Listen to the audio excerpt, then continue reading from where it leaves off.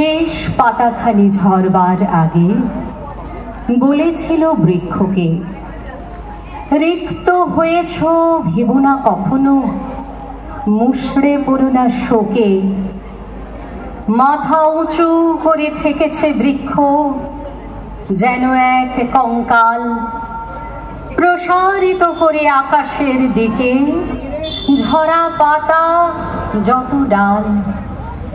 হিমরাত শেষে নীরবে যখন বসন্ত এলো দ্বারে, বিস্ময়ে দেখি সেই ডালই রঙিন হাজারো অলঙ্কারে।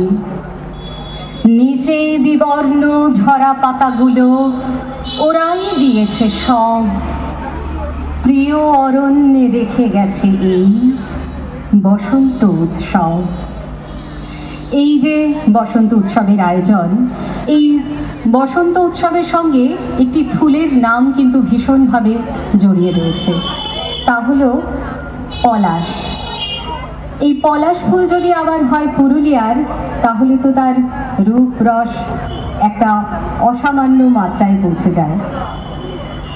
আমার জন্ম পুরুলিয়া জেলার মাটিতে, সেই কারণেই জন্মসূত্রেই আমার পুরুলিয়ার মাটির ভাষার প্রতি এবং সেই পুরুলিয়ার পলাশের প্রতি একটা টান রয়ে গেছে। এটা কিন্তু আমার কাছে একটা ভীষণ আবেগের একটা জায়গা। এখন যে কবিতাটি পরিবেশন করব, সেই কবিতাটিতে এই পুরুলিয়ার পলাশের কথাই বলা হয়েছে। আমার এক কবি বন্ধুর লেখা একটি কবিতা আঞ্চলিক ভাষার এখন নিবেদন করছি।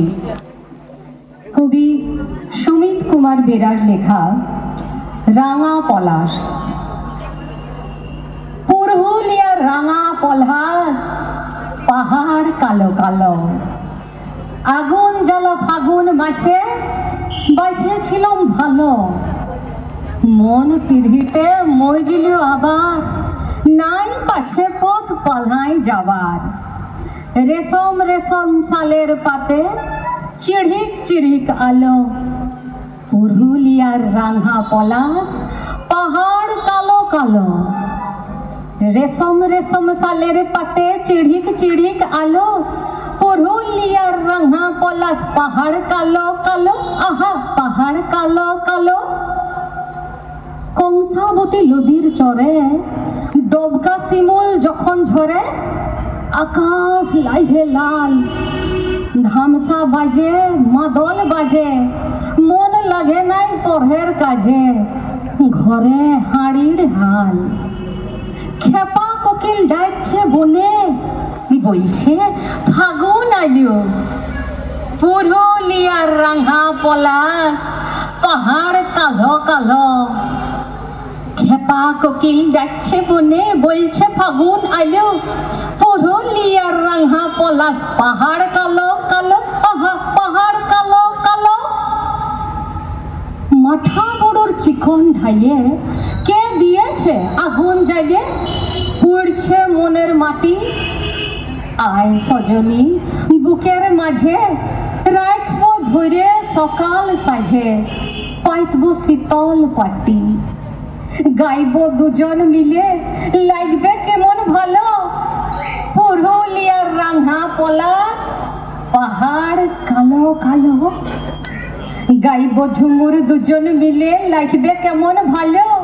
পুরুলিয়ার রাঙা পলাশ, পাহাড় কালো কালো।